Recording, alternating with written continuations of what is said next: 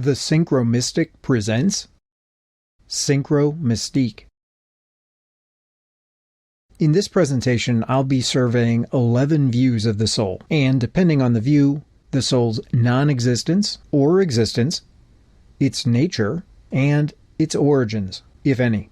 I had initially envisioned this being a single video, but after getting into my notes, it was apparent that it would become so lengthy that I changed my mind and now plan to release it in 3 parts. So this is part 1. And the focus here will be on varieties of materialism. Now most, but not all of these, either deny the existence of an immaterial soul, identify souls with bodies in some way, for example as forms of bodies, or they try to reduce souls, or talk about souls, to the physical, or to talk about the physical. However, it turns out that a minority of Christians, both at various times in history and in our own day, claim to be materialists as well, and I'll get into some of that.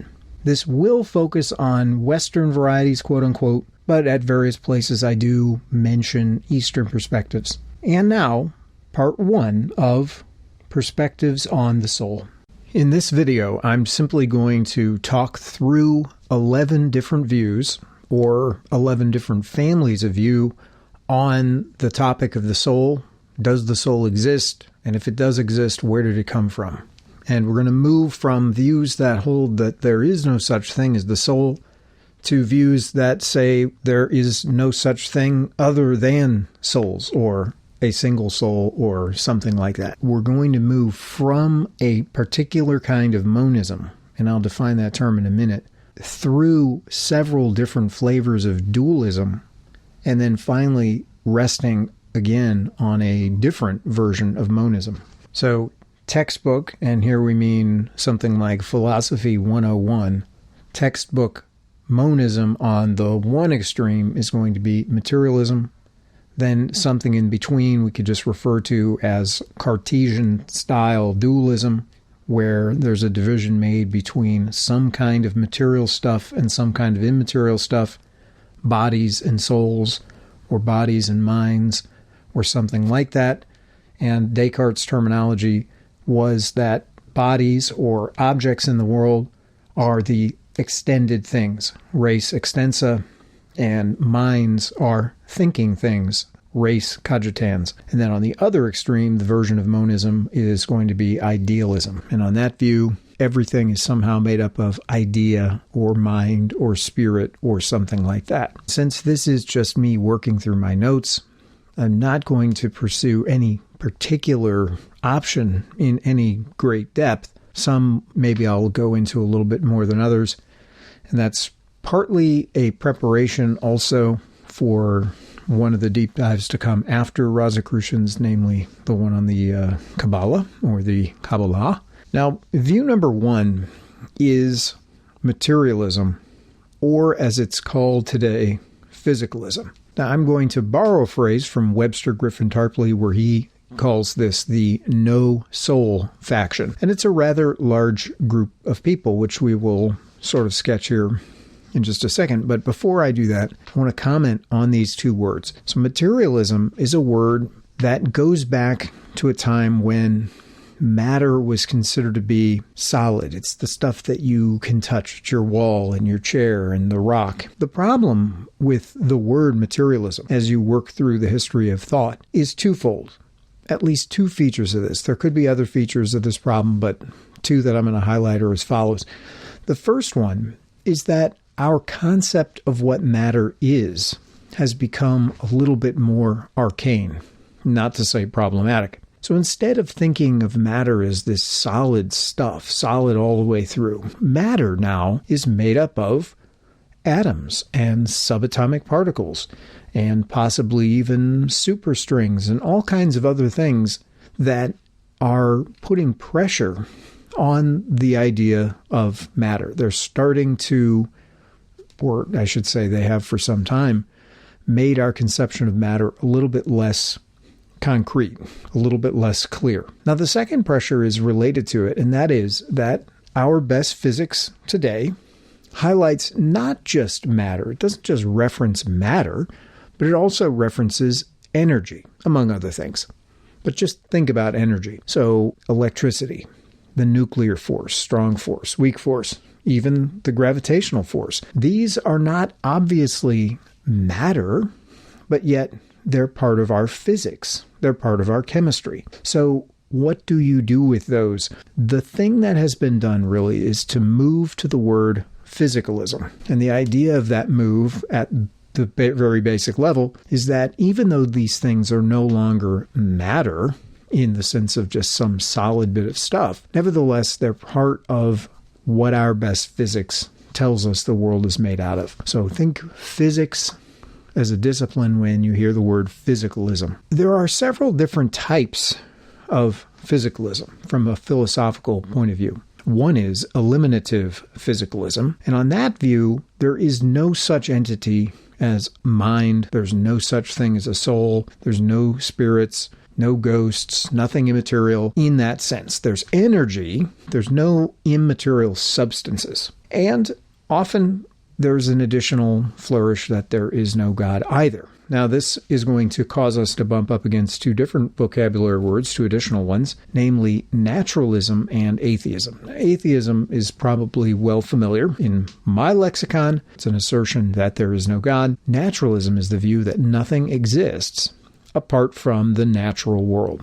Now, I'm going to leave some of these things rather vague. If we were going to clarify them further, it would be necessary to do that if we were going to go further into this, but we're just going to leave it vague for the time being. Now, with respect to the view of the soul, one of the early thinkers to get onto a materialistic wavelength was Aristotle. At least Aristotle is interpreted in that way by several later thinkers. Now, Aristotle, though, did have a conception of the soul, but the first thing to recognize is that to an ancient Greek, the word that we translate as soul, which is in the Greek psyche, or it's sometimes transliterated psyche, and it's the root, incidentally, of our word psychology, basically meant life force, that which makes the difference between something that's animate and something that's inanimate.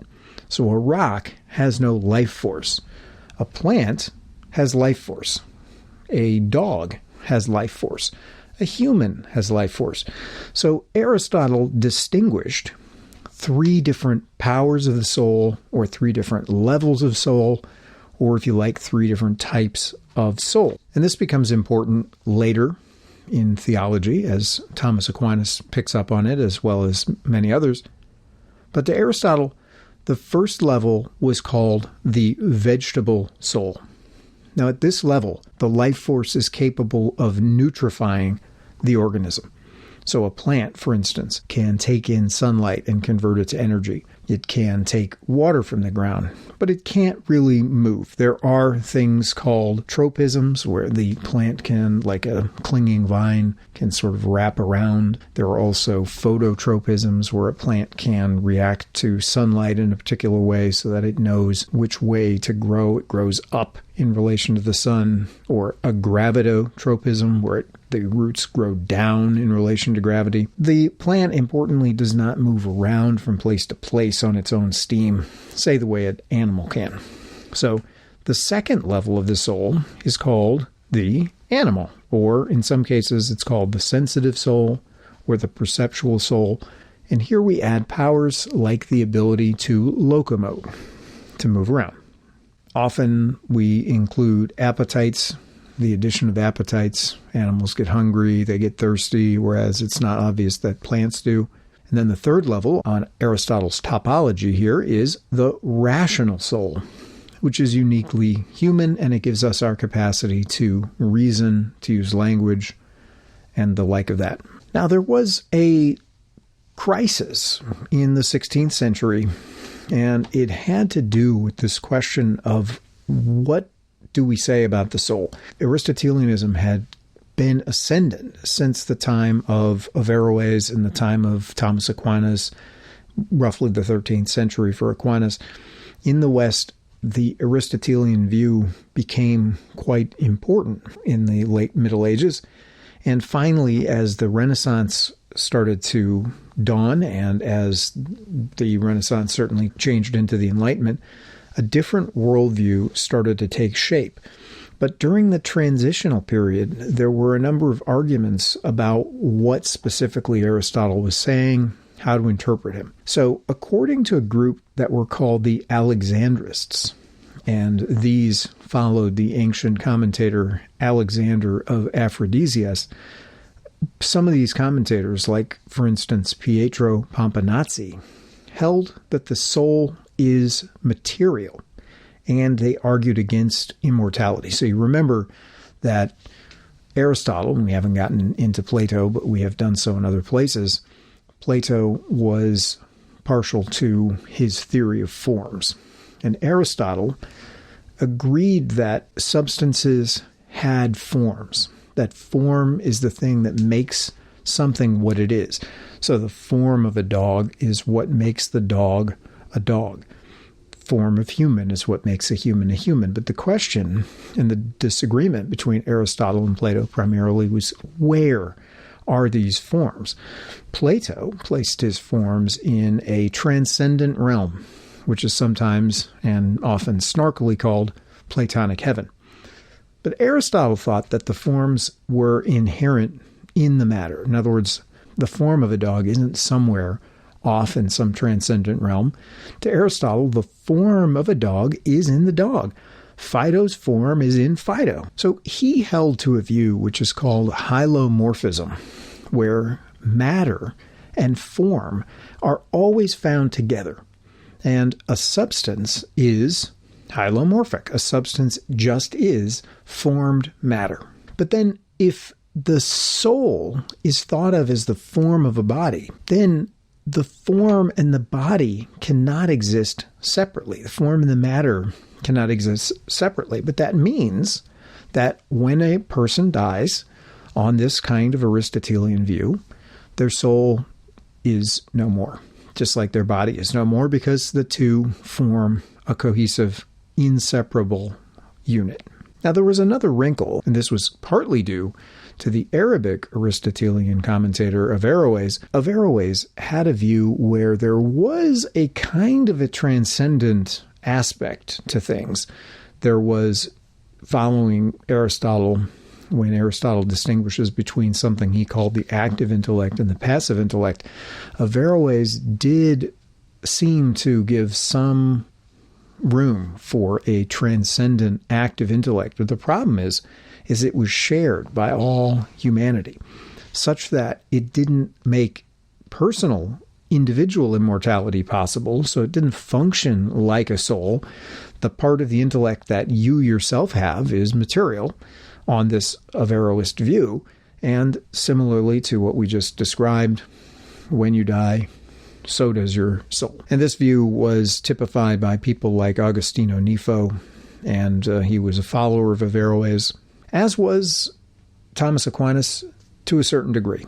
Thomas Aquinas was influenced by Averroes, but he wasn't a total Averroist. Thomas Aquinas changed the view. So the point is, in a certain sense, what it means to be an Aristotelian is dependent on the kind of Aristotelian you are.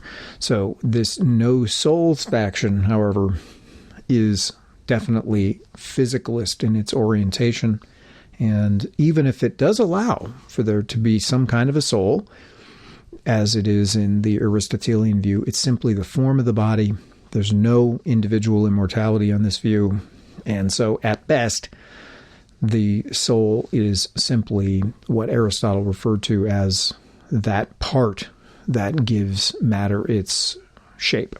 Now, the second view is Epiphenomenalism. Now, I want to make a caveat here, and that is that some of these terms are common in philosophy of mind, where the conversation really isn't about the soul per se.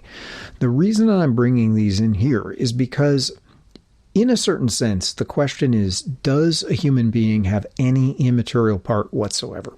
So, at a certain level of generality, when we ask about, is there a soul and what is the origin of the soul, you can simply substitute in the word, is there an immaterial part to a human being? And what's its origin, if so?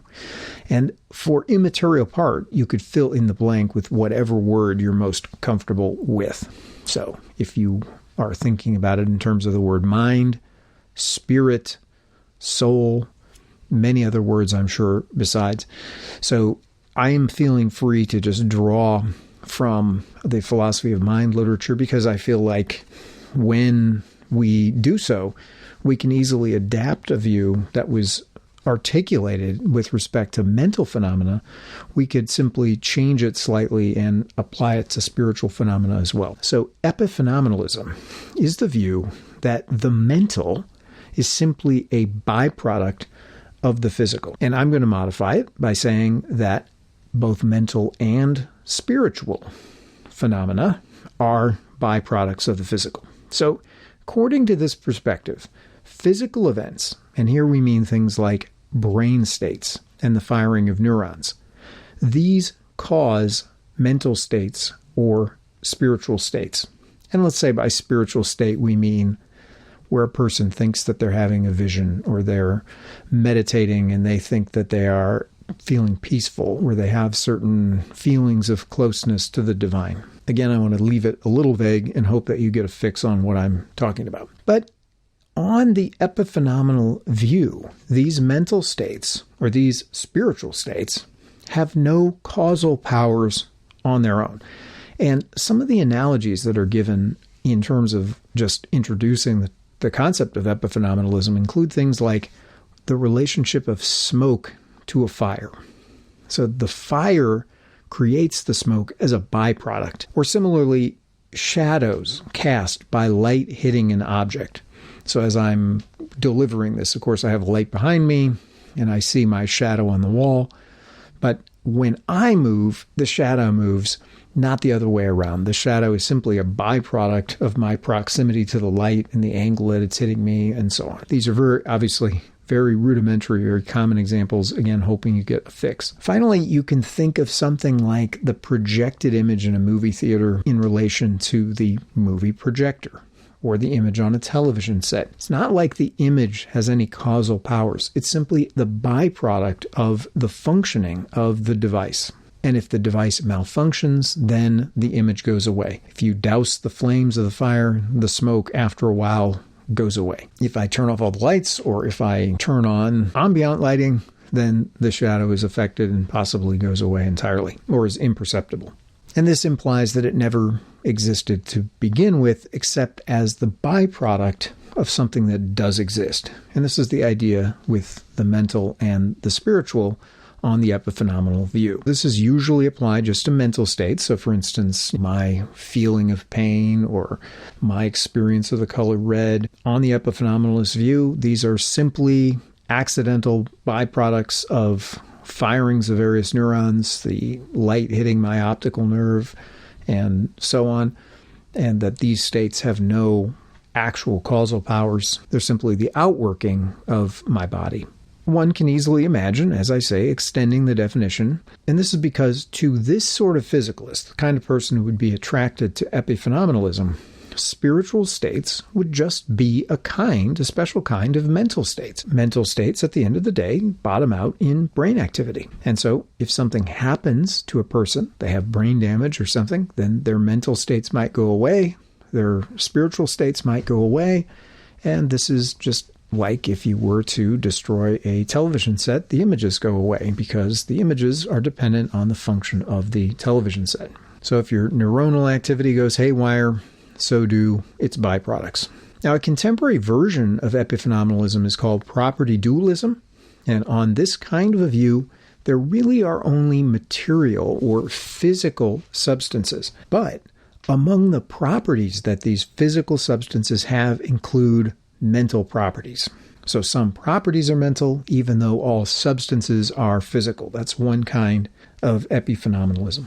Now, view number 3 is Emergentism. And my little tagline here is something new has been added. So starting from physicalist premises, this point of view has it that mental or spiritual entities or properties can come into being, even when they were not present previously. The emergentist might say, right, there are mental states today, there are minds, maybe there are souls or spirits today, but there weren't minds or souls or spirits back at the time of the amoeba or even maybe back at the time of the dinosaurs on a certain view.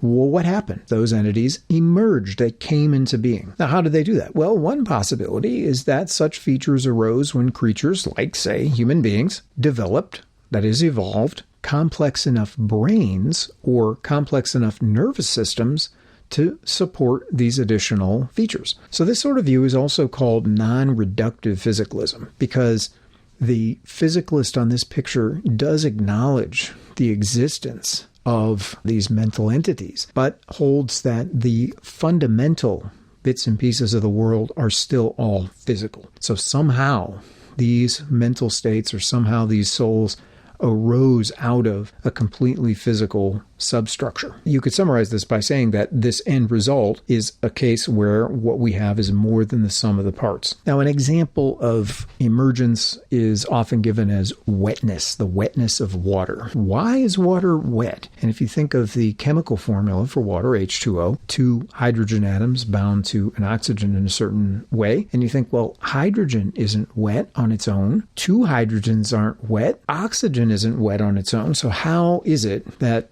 when you pair them up like this, this property of wetness comes into being? And this is sometimes cited as an example of an emergent property. Another buzzword in the vicinity of emergence is supervenience. And the textbook example of supervenience, at least in the literature that I was acquainted with, is something like the dot matrix image of, if you picture an old newspaper and you zoom in on it, if you've ever taken a magnifying glass to a newspaper image, and you'll see that it's made up of very many small dots. You might not be able to see it in modern printers because they have such a high DPI, dots per inch, that you can't actually zoom in and see them. But if the DPI is small enough, you can actually see that various of these images are just made up of dots. So how is it that just a bunch of dots can display this image? And one of the ways of explaining it is through this idea of supervenience, that the image supervenes on the dots. Now, the important thing that still tethers this perspective to physicalism in an important way is, again, at the ground level, everything is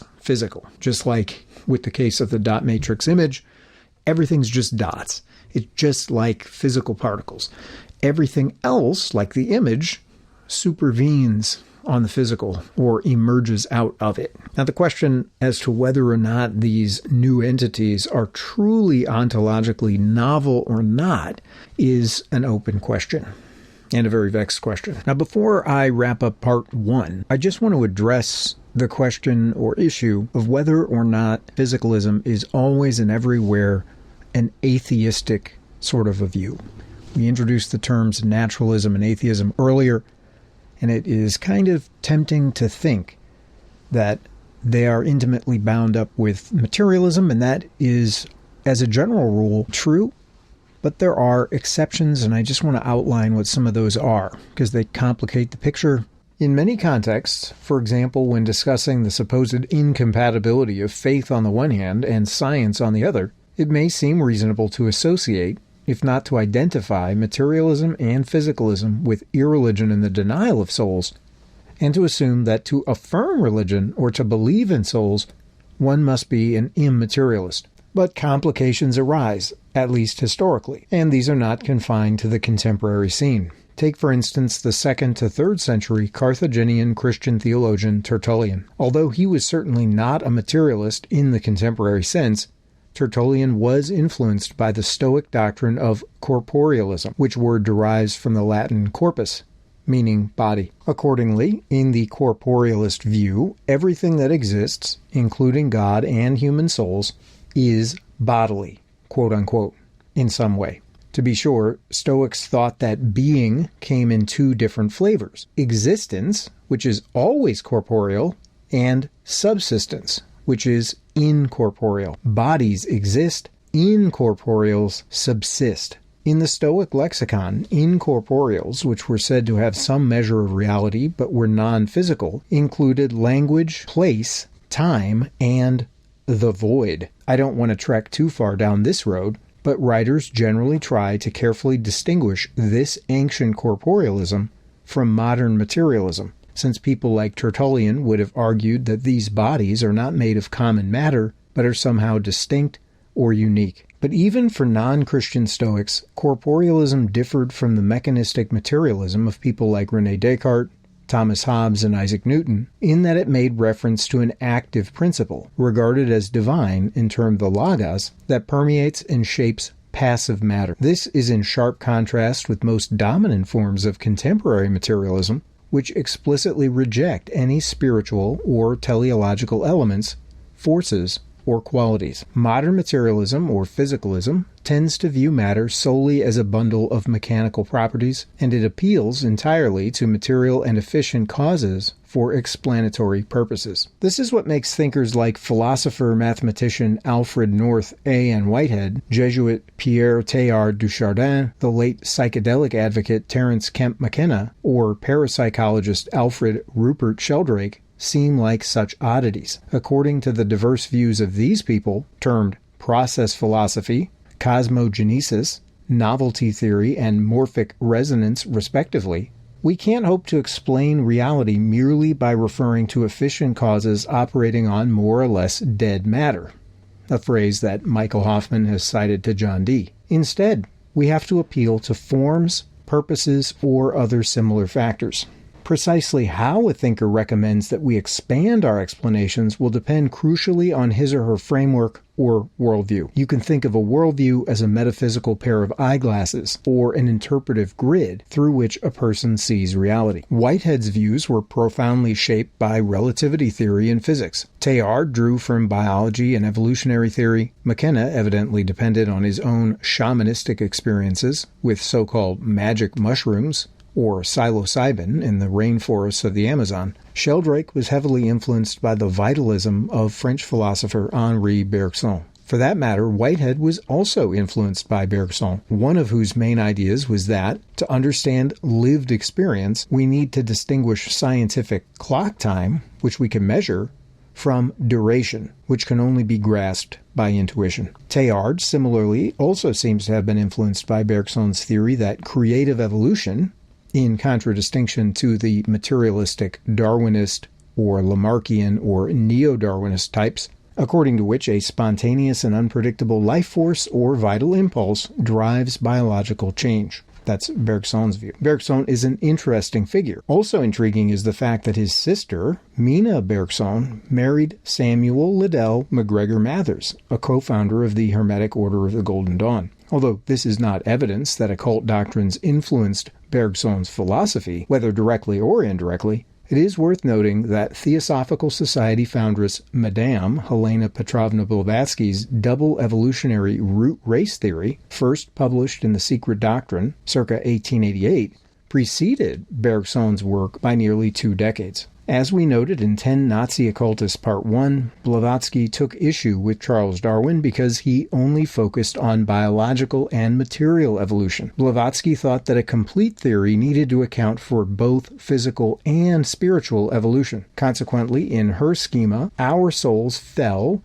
or descended into matter, in a manner akin to what ancient Gnosticism proposed, and we have subsequently evolved, or ascended, Neoplatonic style, back up to spiritualization. This occurred over millions of years, and partially on now lost continents like Atlantis and Lemuria. Blavatsky labels major stages in this hypothetical process root races. Blavatsky tended to see cosmic time as cyclic, and Bergson seems to have thought that the end of evolution, if there were any such event, was not a foregone conclusion, or in any way predetermined. But those caveats notwithstanding, many of these offbeat theorists have supposed that our world, or our individual experiences in the world, are shot through with and are developing, evolving, or unfolding toward some ultimate cosmic goal. And this idea, sometimes called Finalism, goes back at least to Aristotle, who referred to it as telos. It was importantly elaborated by the Stoics,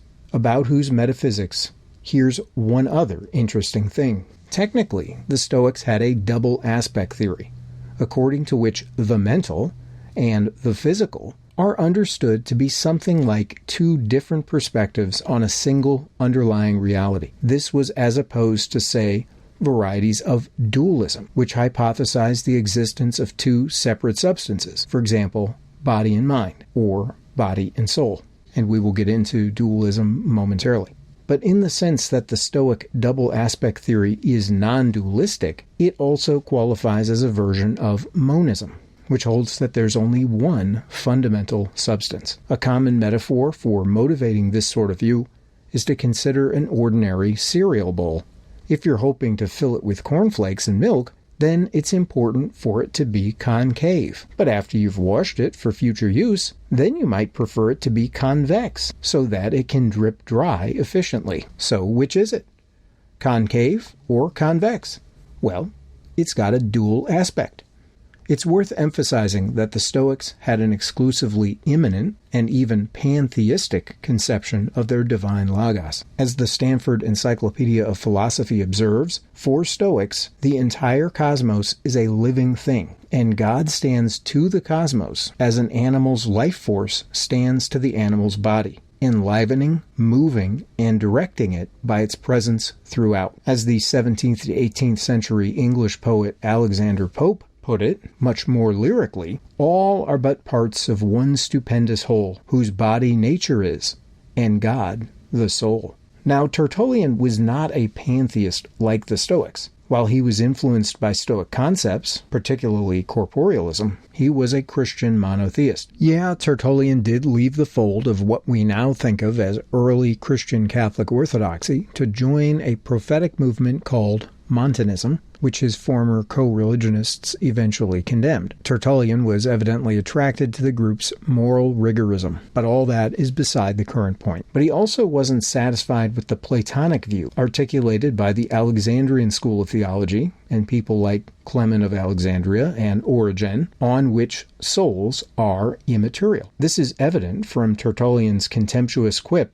"What has Athens to do with Jerusalem?" where Athens represents Greek philosophy and Jerusalem, the scriptures. Tertullian's solution was to avoid both immaterialism and pantheism by supposing that God existed bodily and materially in some sense. Tertullian was greatly energized in this by his conviction that Jesus Christ was the literal embodiment or incarnation of God. And so he used Stoicism for apologetic purposes, to defend Christian beliefs such as the physical resurrection of the dead and the corporeality of the Son of God against those that he considered to be heretics. During the medieval period, Stoic metaphysics receded, though its political theories remained important. Even in the 16th century, within the movement known as Neo-Stoicism, Christian thinkers rejected the original Stoic materialism, as well as the idea that God was subject to fate and that everything happened according to necessity, that there was no such thing as free will, and that the natural causal order ruled out miracles. However, the same cannot be said of everyone. The 15th to 16th century Italian philosopher Pietro Pomponazzi was a proponent of Renaissance Aristotelianism, but Pomponazzi insisted that the philosopher, as Plato's illustrious pupil, Aristotle, was called, thought that individual human souls were mortal. Unsurprisingly, Pomponazzi was accused of materialism. According to some expositors, he denied this, saying in effect, "I believe in immortal souls because the Catholic Church teaches it." Other commentators have it that Pomponazzi argued that Catholicism was compatible with materialism. Webster Griffin Tarpley named Pomponazzi, along with Abbe Giovanni Maria Ortez, Antonio Chanella Conti, Francesco Algarotti, and other Venetians, as promoting Isaac Newton, and indeed advancing atheism on the sly. At any rate, Tarpley thinks that they were intentionally undermining religion and paving the way for mechanistic science, the rise and success of which, and primarily here we're talking about mathematical physics, buttressed determinism and materialism, especially by the late 16th and early 17th centuries. For example, the astronomer, mathematician, and priest Pierre Gassendi attempted to reconcile the Catholic faith with the ancient atomism of people like Democritus, Epicurus, and Leucippus. Gassendi's better-known contemporary and fellow Catholic, Rene Descartes, more or less divorced faith from science, as 20th century philosopher Sir Anthony Quinton once put it in conversation with the BBC's Brian McGee. Science got custody of the physical world of bodies and matter, where strict causal rules apply. Faith got the immaterial realm of God, minds, and souls, where humans have unconstrained free will and actions have moral consequences. Judging by subsequent history, it appears that the human mind abhors dualism as much as it abhors a vacuum. Therefore, succeeding theorists tried to paint a more unified picture than Descartes had done. Gottfried Wilhelm Leibniz evidently wanted to subordinate physical science to a plurality of more fundamental, quasi-spiritual atoms that are the true building blocks of the universe on his view. According to Leibniz's monadology, a person is, at bottom, a simple, indivisible, and totally isolated substance that he called a monad. In Leibniz's picture, there are no real external causal relations. God has pre-programmed each monad, including all its future states, and indeed, God has pre-established a harmony among them all. For Leibniz, this qualified as salvaging freedom of the will, in the sense that no monad is ever under external compulsion or constraint. Each one is entirely self-determining. Thus, Leibniz held to a version of compatibilism, and held that freedom of the will was compatible with scientific determinism, because at the same time, Leibniz thought that science was simply discovering the nitty-gritty of God's pre-established harmony. Even though there are no direct causal connections or contacts among monads, the laws of nature discovered by physicists are summaries of the divine coordinating plan that God set into motion at the moment of creation. In conceiving these monads, Leibniz seems to have taken a page from Hermeticism by saying that each one was a self-contained mini-universe mirroring or reflecting the entire creation, but from or with its own unique perspective. In this, Leibniz seems to stand in a tradition going back at least to the 12th century German mystic Hildegard of Bingen, who once declared, "Every creature is a glittering, glistening mirror of divinity." It's not for nothing that Leibniz appears to have gotten the idea of the monad from Giordano Bruno, himself ostensibly inspired by John Dee's influential but cryptic Monus Hieroglyphica. This history goes much further back, and of course the word monad was another way of referring to the mysterious and all-important one in many ancient versions of Gnosticism and Neoplatonism. On the other hand, borrowing a page from Stoics such as Epictetus and Seneca the Younger, Baruch Spinoza posited a radical monism in which God and nature are essentially equated. This did not sit well with more traditional religious believers, who often couldn't decide whether he was an atheist or a pantheist, regardless of whether these critics were Catholic or Protestant, or indeed whether they were proponents of Spinoza's original faith of Judaism. Spinozism is usually considered to be a form of the previously discussed double aspect theory. For Spinoza, both the mental and the physical are two different expressions or modes of a single, infinite, underlying substance for which God and nature were indistinguishable. Deus sive natura.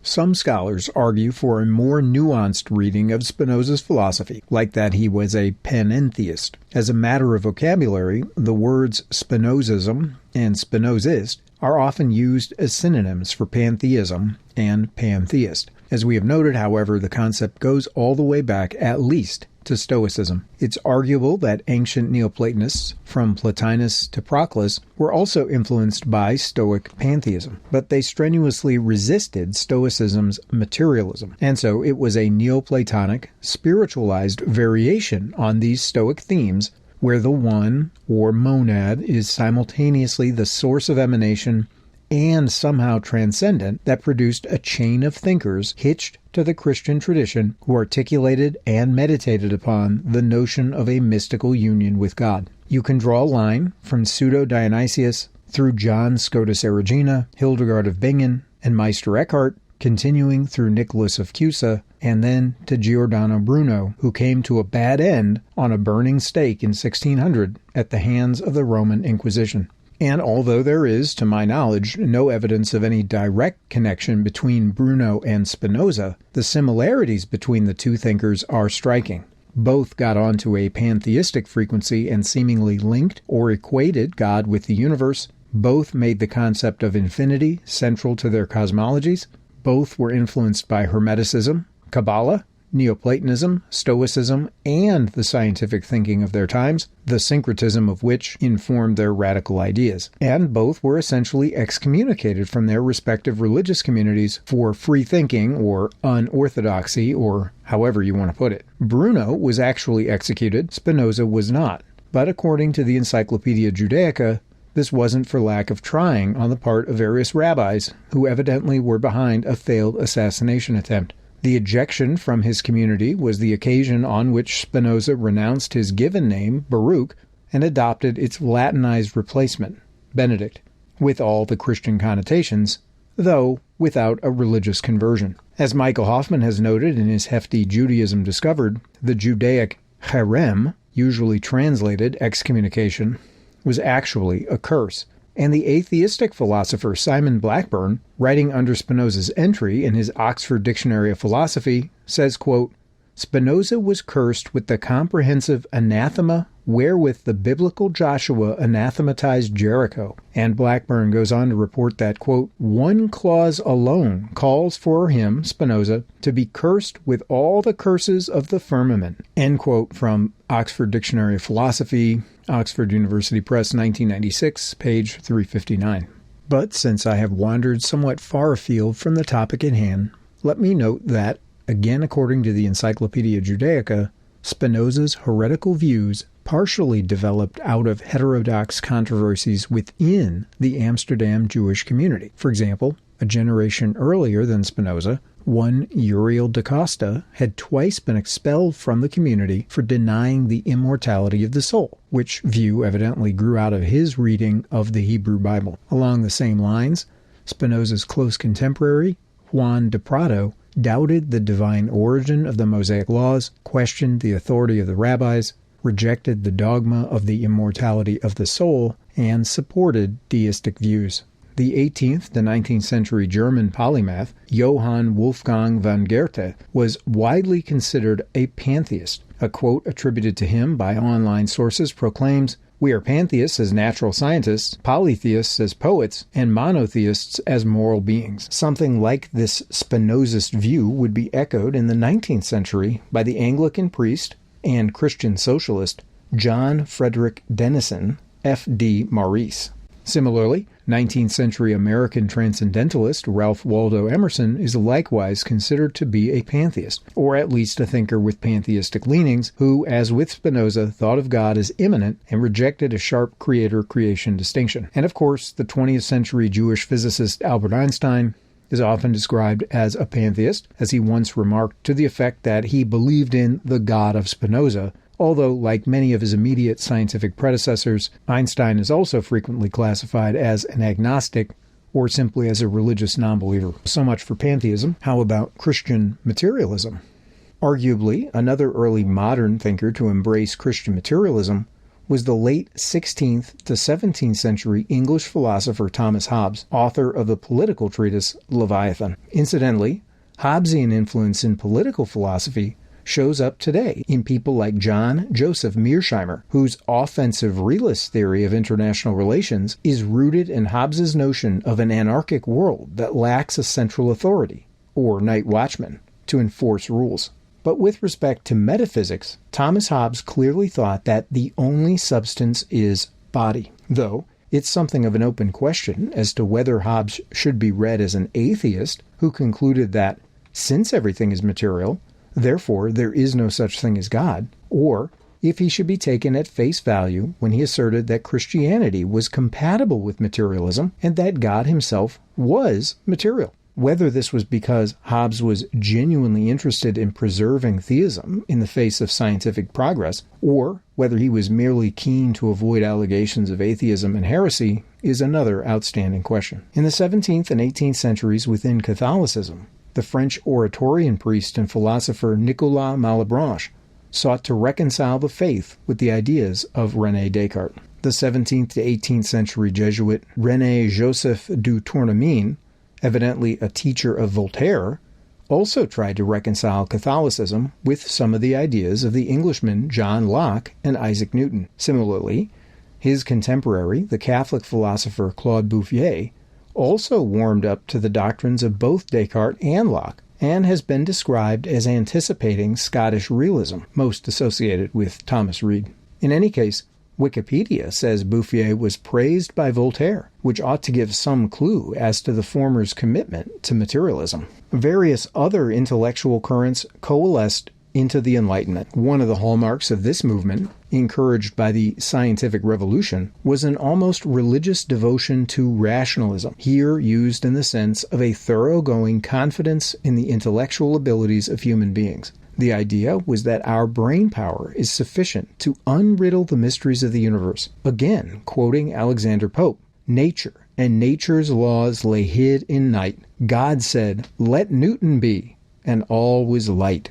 More traditional forms of theism began to be replaced, in some influential intellectual quarters, with deism, that is, a belief in a so-called watchmaker god, one who designed and built the universe, then wound it up and left it to run on its own. According to the accounting of some, deists included several of America's founding fathers, or their associates, people such as John Adams, Thomas Jefferson, Thomas Paine, and even George Washington. Though caveats and dissenting opinions are legion, with some classifying Adams as a Unitarian, Washington as a faithful Anglican Episcopalian, and Michael Hoffman somewhere saying of Jefferson that he was, quote, "a sincere if heterodox Christian." In other words, deists were a mixed bag. Some held on to previous conceptions, like of an afterlife and of immortal souls, but others were more thoroughgoing materialists, and often deists, of whatever hue, also avoided or opposed attending any sectarian church. But the lack of community, not to mention the absence of any consistent confession of beliefs, undermine deism's popularity. Years ago, I recall reading The Universe Next Door by James W. Sire, an editor for the Christian publishing house InterVarsity Press, in which he compared deism to an isthmus, a narrow strip of land, like tiny Central America, that connects two larger land masses, in this case North and South America, which, in our example, represent theism and atheism. Historically, deism functioned similarly, in a metaphorical sense, more as an intellectual bridge from theism to atheism rather than a philosophical destination of its own. Also during the 18th century, British chemist Joseph Priestley tried to combine Christianity with determinism and materialism. This, of course, required him to reject the existence of immaterial souls, as well as Cartesian mind-body dualism. Priestley has also been described as a Unitarian and a Universalist. The former rejects the traditional Christian doctrine of the Trinity, while the latter believes that eventually all humankind, or even all of creation, will be saved. Priestley was a contemporary of the more influential German philosopher Immanuel Kant, who was also thinking hard about how to reconcile free will and scientific determinism. For Kant, as far as the phenomenal world of appearances and everyday experience goes, we have no evidence for free will, God, or immaterial souls, and abundant scientific evidence for causal determinism and materialism. Despite this, Kant made room for the former cherished concepts in his noumenal realm, where things exist in themselves, beyond our investigative reach. For Kant, the most one could say was that freedom of choice, a transcendent God, and ultimate moral judgment and accountability are postulates of practical reason. For him, conclusively demonstrating the existence of any of the three lay beyond the purview of knowledge, pure reason, and science. There were also many counter-movements and responses to the Enlightenment. We'll single out three for special attention. The first issued from traditional Christian quarters, as seen in both the First and Second Great Awakenings, which were reactions against the growing irreligion of the period, the perceived coldness of the then-dominant rationalistic theology, and the detachment and remoteness of the deistic God. Adherents of this cluster of reactions emphasized emotional experience and personal faith, both of which continue to characterize much of evangelicalism today. The first time around, roughly between the 1730s and 1740s, Jonathan Edwards and George Whitefield were among the prominent exponents. The Second Awakening, beginning after 1790, and continuing for many decades into the early 19th century, included celebrated preachers such as the important Methodist Francis Asbury, Presbyterian-turned-Congregationalist Charles Grandison Finney, Yale's Congregationalist president Timothy Dwight IV, and ex-Presbyterian Barton Warren Stone. These thinkers strongly affirmed the existence of immaterial substances and made the saving of souls a major focus of their homilizing. A second bunch of reactions came about in movements such as Romanticism, and, in its American variant, Transcendentalism. Here, just sticking to philosophers, we're talking about people like, in Germany, Johann Gottlieb Fichte, Friedrich Schelling, and even Georg Wilhelm Friedrich Hegel. In France, Jean-Jacques Rousseau's work is considered illustrative or precursory. In Britain, you had William Blake and Samuel Taylor Coleridge, and in America, Ralph Waldo Emerson and Henry David Thoreau. According to thinkers associated with these movements, Enlightenment rationalism denied, devalued, or ignored vital human characteristics such as our creativity and our imagination. But equally, proponents of these isms were often motivated by another, individualism, and so were not attracted to forms of organized religion, quote unquote. So it's really at that time you start to get the idea, still quite commonly expressed in America, that a person can be spiritual but not religious. Both Romantics and Transcendentalists typically endorsed some idea of the existence of the immaterial, or, like Hegel, made it primary in their thinking. However, they usually cashed it out in non-traditional terms, and many of these thinkers are considered forerunners of one or other version of the view that today is called panentheism, which incidentally is sometimes found in the system of ancient Stoics such as Seneca the Younger. Panentheism is close to pantheism, which means all is God, but the intruding en is important. Panentheism has to do with the idea that God is more than the world, but somehow includes the world, perhaps requires a separate treatment. But thirdly, from scientific quarters, many thinkers drifted into naturalism. That is, the conviction that nothing exists outside of nature. Obviously, naturalism entails a denial of the supernatural. This pushed sympathizers, such as Charles Darwin, Thomas Huxley, and Herbert Spencer, further away from deism and into what they termed agnosticism, where one tries to occupy an epistemic middle ground between atheism and theism. In modest versions, agnostics simply say that they don't know if God exists or not. In more ambitious varieties, the agnostics assert that you don't know either. This orientation persists and seems especially attractive among science popularizers like Bill Nye, Carl Sagan, and Neil deGrasse Tyson. Others do veer over into flat-out atheism, and recently this included the so-called Four Horsemen of the inaptly named New Atheism, namely British biologist Clinton Richard Dawkins, who for over a decade held the Professorship for Public Understanding of Science at Oxford University, American neuroscientist Samuel Benjamin Sam Harris, as well as the late American philosopher Daniel Clement Dennett III, and the British-born American journalist Christopher Eric Hitchens. I say inaptly named, since arguably there's not much of substance that is actually new about this brand of atheism. Many of its proponents fulminate against religion, quote-unquote, so pompously that a better name might be something like Mad Dog Anti-Theism. By the way, this criticism isn't simply my own. Listen to the late British-born Canadian philosopher of science Michael Esket Roos. After noting how some of the new atheists hurl bitter invective at various theists, Roos stated, "I am not a devout Christian, yet, if anything, the things said against me are worse. Richard Dawkins likened me to Neville Chamberlain, the pusillanimous appeaser of Hitler at Munich. Jerry Coyne used the Orwellian quote that only an intellectual could believe the nonsense I believe in. And non-stop blogger P.Z. Myers has referred to me as a clueless gobshite.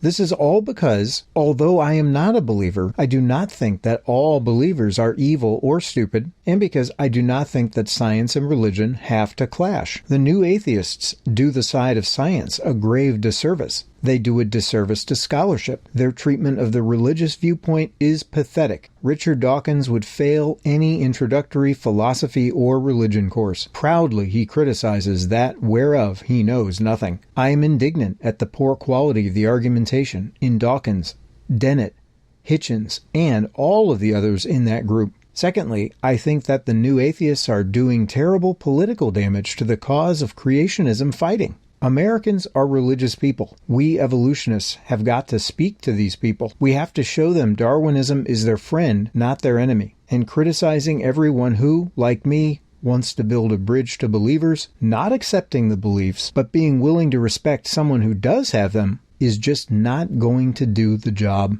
End quote. Similarly, Australian atheistic philosopher Graham Robert Oppy has remarked that, quote, the new atheists have several different features. One thing is that they're quite anti-religion, and they're definitely very strongly anti-Christian. Oppy also noted that the new atheist vitriol is certainly nothing new, since it was also characteristic of the rhetoric of, among other people, the English-born early American deist Thomas Paine, whose The Age of Reason was a big seller and widely read. Oppy also echoed Roos by noting, quote, lots of the arguments given by various new atheists are not particularly philosophical. A lot of the material produced is either anti-philosophy full stop, or else they start trading in philosophical arguments, but by the lights of philosophers in general, and in particular by the lights of philosophical theists, they don't do it very well.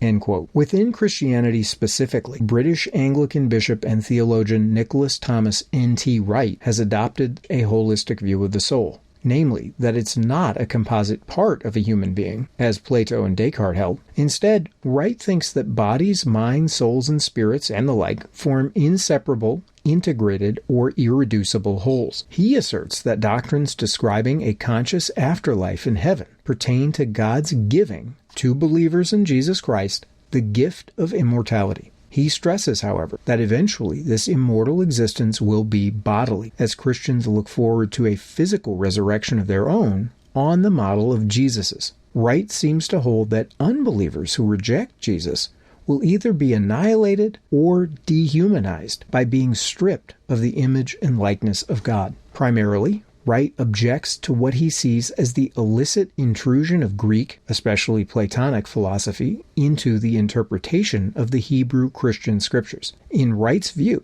this has resulted in the erroneous concept that sees souls as inherently, intrinsically, or naturally immortal entities. And to hear Wright tell it, it leads many Christians to adopt the Gnostic-tinged idea that souls are basically trapped within physical bodies and that salvation is to be equated with an escape from materiality.